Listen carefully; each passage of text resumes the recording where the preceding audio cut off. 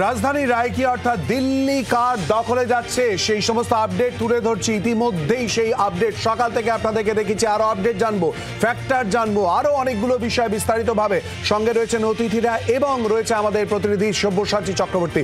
সব্যসাচী, এই মুহূর্তের আপডেট। দেখো, এই মুহূর্তে যে আপডেট আমরা পাচ্ছি 70 আসনের যে দিল্লি বিধানসভা আসন, এবং সেই 70 আসনে এখনো পর্যন্ত কিন্তু আর্লি ট্রেন্ড এখনো পর্যন্ত বিজেপি এগিয়ে রয়েছে বলে আমরা জানতে পারছি। এবং সেই জায়গায় দাঁড়িয়ে বিজেপি, আমি বলে রাখি, ম্যাজিক ফিগার কিন্তু 36, এবং সেই জায়গায় দাঁড়িয়ে এখনো পর্যন্ত 43টি আসনে বিজেপি এগিয়ে রয়েছে। এখনো পর্যন্ত আর্লি ট্রেন্ড 41টি আসনে বিজেপি এগিয়ে রয়েছে, 29টি আসনে আপ, এবং সংখ্যাটা বেড়ে যাচ্ছে কারণ প্রত্যেক মুহূর্তে আপডেট হচ্ছে। এখনো পর্যন্ত খাতা কংগ্রেস খুলতে পারেনি এবং অন্যান্যরাও এখনো পর্যন্ত খাতা খুলতে পারেনি, অর্থাৎ একেবারে হাড্ডাহাড্ডি লড়াই শিলাদিত্য বিজেপি এবং আপের মধ্যে। এবং যদি বিজেপি আর আধ থেকে 1 ঘন্টা এই ট্রেন্ড ধরে রাখতে পারে তাহলে দিল্লি বিজেপির এ কথা বলাই যায়, কারণ ম্যাজিক ফিগার 36 শিলাদিত্য। আর তারই সঙ্গে কিন্তু সব্যসাচী ফ্যাক্টর কোন কোনগুলো কাজ করলো এ ব্যাপারে যা তথ্য, যা আপডেট এখনো পর্যন্ত রাজনৈতিক মহল সূত্র মারফত উঠে আসছে, কোথায় কোথায় কি কি মনে হচ্ছে আপের ক্ষেত্রে আমরা যদি দেখি পিছিয়ে থাকার নিরিখ, আর বিজেপির ক্ষেত্রে এগিয়ে যাওয়ার নিরিখ। একদমই, দুই ক্ষেত্রে আমি যদি ধরে রাখি যে বিজেপি এই ট্রেন্ড ধরে রাখতে পারবে, তাহলে অবশ্যই যে গুরুত্বপূর্ণ ফ্যাক্টরগুলো হয়ে উঠছে, কারণ আম আদমির ক্ষেত্রে যে স্বচ্ছ ভাবমূর্তি এই ভোটের আগে, সেই স্বচ্ছ মূর্তিতে বড়সড় ধাক্কা লেগেছে এবং বেশ কিছু গুরুত্বপূর্ণ ফ্যাক্টর সামনে উঠে আসছে, যেখানে অবশ্যই দুর্নীতি, 10 বছরে কেজরিওয়ালের যে স্বচ্ছ ভাবমূর্তি ছিল তাতে বড়সড় ধাক্কা লেগেছে এমনটাই মনে করা হচ্ছে। পরপর দুর্নীতির অভিযোগ উঠেছে নেতা মন্ত্রীদের বিরুদ্ধে, মনীষ সিসোদিয়া থেকে শুরু করে অরবিন্দ কেজরিওয়াল, প্রত্যেকের বিরুদ্ধেই অভিযোগ উঠেছে। জেল যাত্রা, একের পর এক নেতা মন্ত্রীদের জেল যাত্রা, এবং অরবিন্দ কেজরিওয়াল সহ একাধিক নেতা মন্ত্রীদের জেল যাত্রায় যে স্বচ্ছ ভাবমূর্তির ফ্রেম তৈরি হয়েছিল সেটা একেবারে ভেঙে গিয়েছে। শীষ মহল নিয়ে বারবার, যেটা নরেন্দ্র মোদীর ভাষায় অরবিন্দ কেজরিওয়ালের যে বিপুল রাজপ্রাসাদের যে ন্যারেটিভ, সেটা বিজেপি তৈরি করতে পেরেছিল, এবং কংগ্রেসের সঙ্গে জোট না হওয়ায় ভোট কাটাকাটির একটা ফ্যাক্টর তো রয়েছে। অবশ্যই শেষে আমাকে বলতে হবে শিলাদিত্য, যেখানে যমুনা নদী নিয়ে একটা বড়সড় বিতর্ক আমরা দেখেছি, যেখানে অরবিন্দ কেজরিওয়ালের তরফ থেকে বলা হচ্ছিল যে যমুনা নদীর জল বিষাক্ত, তা খাওয়ার অযোগ্য, তা নিয়ে কেন্দ্রের বিরুদ্ধে, বিজেপির বিরুদ্ধে সুর চড়াতে শুরু করেন অরবিন্দ কেজরিওয়াল।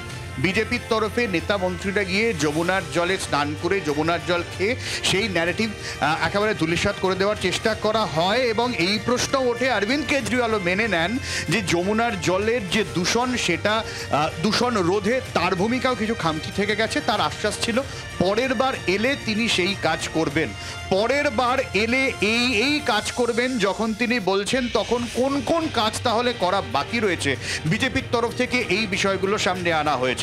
অরবিন্দ কেজরিওয়াল যে বিষয়গুলো সামনে এসেছেন, মহল্লা ক্লিনিক থেকে শুরু করে পাড়ায় পাড়ায় স্কুল, সেই সমস্ত কিছু নিয়েই বিজেপি দুর্নীতি এবং খামতি তুলে ধরে। ফলে উন্নয়ন একদিকে দাবি আম আদমি পার্টির তরফ থেকে করা হচ্ছিল, এবং অবশ্যই যে একটা জনমুখী, জন উন্নয়নমূলক যে ভাবনা অরবিন্দ কেজরিওয়ালের তরফ থেকে দেওয়া হয়েছিল, সেক্ষেত্রেও কিন্তু একটা বড়সড় ধাক্কা খেলেছে। একটা ছোট্ট উদাহরণ দিই, মাসখানেক আগে আতিশির তরফে একটা প্রেস কনফারেন্স করা হয়, যেখানে দিল্লিতে মহিলাদের জন্য বাস যাত্রা ফ্রি করা হয়েছে। আতিশির তরফ থেকে বলা হয় এরকমও পরিস্থিতি তৈরি হচ্ছে নাকি মহিলাদের দেখলে বাস দাঁড়াচ্ছেই না, বাস চলে যাচ্ছে। ফলে প্রত্যেকটা ক্ষেত্রে যখন এরকম অভিযোগ তুলতে শুরু করে, এবং কোনো ক্ষেত্রে আম আদমি পার্টিকে সেই সমস্ত অভিযোগ নিয়ে ঢোকও গিলতে হয়, ফলে খুব স্বাভাবিকভাবেই শিলাদিত্য একের পর এক ইস্যু আম আদমি পার্টির বিপক্ষে গিয়েছে।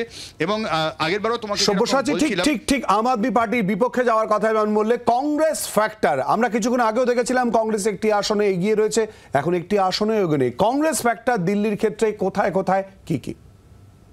এই জায়গায় দেখাতে থাকবো কংগ্রেস ফ্যাক্টর কি হয়েছে। অন্তত বেশ কিছু জায়গায় কংগ্রেসকে ভোট কাটুয়া বলে দাবি করছে বিশেষজ্ঞ মহলের একাংশ। 12টি আসনে অন্তত আপকে চাপ দিয়েছে কংগ্রেস। এই 12টি আসনের মধ্যে মুসলিম ও দলিত আসনগুলিতে প্রচার করেন রাহুল, শুরুতেই তার টার্গেট ছিল, এবং সিলামপুরে প্রথম সভা করেন রাহুল গান্ধী। এবং এই সিলামপুর নিয়ে আলাদা করে বলতে হয়, সেটা কিন্তু 57% মুসলিম ভোট, মানে মুসলিম অধ্যুষিত এলাকা রয়েছে। সেখানে 2015 এবং 20 সালে সিলামপুরে আপ যেতে, সেখানেও কিন্তু রাহুল গান্ধীর তরফে লাগাতার প্রচার করা হয়। মাটিয়ামহল, বাল্লিমারান, ওখলা, চাঁদনি চক প্রত্যেকটা জায়গায় ধরে ধরে কংগ্রেস সেখানে প্রচার ছাড়ে। মুসলিম অধ্যুষিত এলাকা টার্গেট করে কংগ্রেস, অথচ এই মুসলিম এবং দলিত ভোট কিন্তু আপের অন্যতম ভোট ব্যাংক। সীমাপুরি, সুলতানপুর, মির্জা সংরক্ষিত আসন অর্থাৎ দলিত ভোট রয়েছে সেখানে।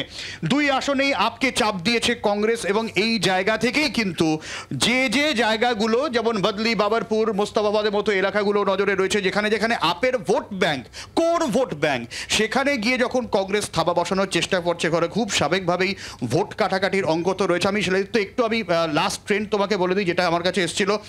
সিলামপুরের কথা তোমাকে শুরুতেই বলছিলাম, সেখানে কিন্তু বিজেপি এগিয়ে রয়েছে, মাটিয়ামহলে বিজেপি এগিয়ে রয়েছে, ওকলায় বিজেপি এগিয়ে রয়েছে, বদলিতে বিজেপি এগিয়ে রয়েছে, মোস্তাফাবাদে বিজেপি এগিয়ে রয়েছে, বাকিটায় কিন্তু আপ, অর্থাৎ কংগ্রেস খাতা খুলতে না পারলেও আপকে ভালো রকমই চাপ দিয়েছে। সিরাজিত সব্যসাচী গুরুত্বপূর্ণ বেশ কতগুলো দিক বা ফ্যাক্টর আপনাদের সামনে তুলে ধরলো, আর তারই সঙ্গে কিন্তু কাউন্টিং চলছে এবং ট্রেন্ডের কথা বলা হচ্ছে। যেমন আমরা জানাচ্ছি আপনাদেরকে, এই মুহূর্তে আবারও কিন্তু পাল্টে পাল্টে যাচ্ছে ঘন ঘন, খুব পরিবর্তন এরকমটা যদিও নয়। বিজেপি এগিয়ে রয়েছে 42টি আসনে, আম আদমি পার্টি এগিয়ে রয়েছে 28টি আসনে।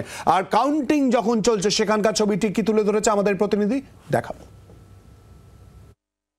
इस वक्त जो रुझान, शुरुआती रुझान है वो बीजेपी के पक्ष में कहीं नजर आ रहे हैं। 36 का जादुई आंकड़ा चाहिए दिल्ली में सरकार बनाने के लिए, 36 प्लस इस वक्त रुझानों में आ रहा है। हालांकि थोड़ा जल्दबाजी होगी इस वक्त कुछ भी कहना, क्योंकि पिक्चर जो है वो धीरे धीरे साफ होगी। तकरीबन 12 बजे के आसपास जाकर पिक्चर साफ होती नजर आएगी, क्योंकि जिस तरीके से अभी शुरुआती रुझान है, बीजेपी को कहीं ना कहीं खुश होने का मौका जरूर मिला है।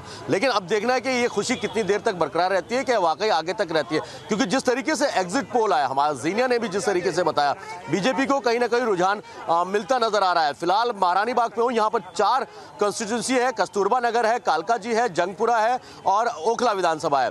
जंगपुरा से पूर्व उप मुख्यमंत्री मनीष सिसोदिया हैं, उनके सामने फराज सूरी कांग्रेस से हैं और बीजेपी से तपेंद्र सिंह मारवा मौजूद हैं। कालकाजी में सिटिंग सीएम आतिशी हैं, उनके सामने कांग्रेस से अलकानामा है, बीजेपी से रमेश बुदियुड़ी हैं। इस वक्त रमेश बुदियुड़ी ईवीएम की जब गिनती शुरू हुई तो वो आगे चल रहे हैं तकरीबन 600 से 650 वोटों से। ओखला की बात करूं तो अमानतुल्लाह खान यहाँ पर है, अमानतुल्लाह खान इस वक्त पीछे हैं, बीजेपी के मनीष चौधरी हैं, वो ईवीएम में शुरुआती रुझान में आगे चल रहे हैं। दूसरा कांग्रेस की बात करूं तो कांग्रेस का फिलहाल दिल्ली में सिर्फ एक सीट पर अभी तक खाता खुलता नजर आ रहा है, रुझानों में जो आ रहा है देवेंद्र यादव बादली से जो सीट है। तो ये कह सकते हैं कि दिल्ली के लिए, कांग्रेस के लिए दिल्ली में कहीं ना कहीं अपने जो मेहनत थी उसमें और ज्यादा तेजी लाने की जरूरत दिखाई दे रही है। फिलहाल जिस तरीके के रुझान आ रहे हैं उसमें बीजेपी को पूर्ण बहुमत मिलता नजर आ रहा है। हालांकि मैं बार बार इस बात को कह रहा हूं कि ये सिर्फ रुझान है, ईवीएम की गिनती अभी एक राउंड हुआ है, दूसरा राउंड स्टार्ट हुआ है। तो अब देखना ये होगा क्या वाकई ये रुझान सीटों में तब्दील हो पाते हैं या नहीं पाते, थोड़े से वक्त में ये क्लियर हो जाएगा। जी বাংলার আওয়াজ, বাঙালির আবেগ, জি 24 ঘন্টা।